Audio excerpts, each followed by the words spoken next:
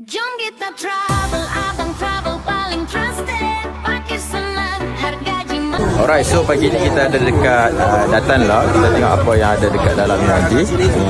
So pagi ni pelancong daripada luar negara, daripada Korea, daripada Jepun, daripada Malaysia, ramai membanjiri di kawasan Datan La Dalat.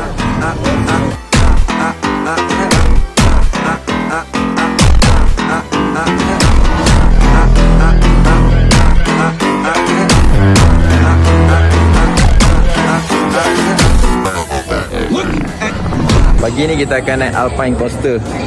Okay, ni Alpine Coaster. Kita nak rasa experience Alpine Coaster dekat Dalat.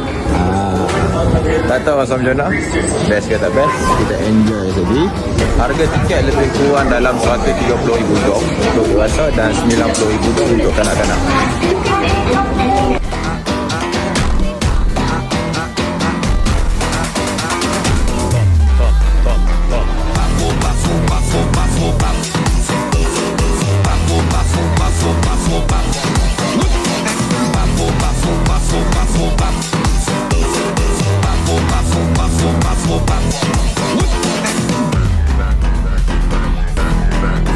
Ini adalah tempat pelepasan untuk Alpine Coaster. Baik baru, abang travel, jom dulu. Jom kita travel, abang travel paling trusted. Pakai senang, harga jimat jadi tenang. Hati pun lekat angkat, hati pun lekat angkat. Jom kita travel, abang travel paling trusted. Sama dengan customer-customer kita.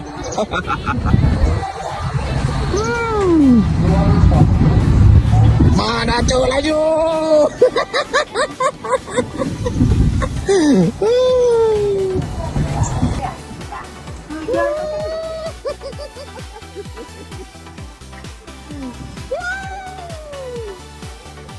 Laju, laju, laju, laju, laju, laju. Laju, laju. Harga jimat jadi tenang. Hati pun Kita main tak ada brake. Tapi dia auto brake. Sebab apa? Sebab ada orang di depan. So kalau depan slow, dia akan auto slow lah dan brake. Okay, kita tengok di bawah ada air terjun. Ada air terjun. So kita sedang menghampiri checkpoint di bawah.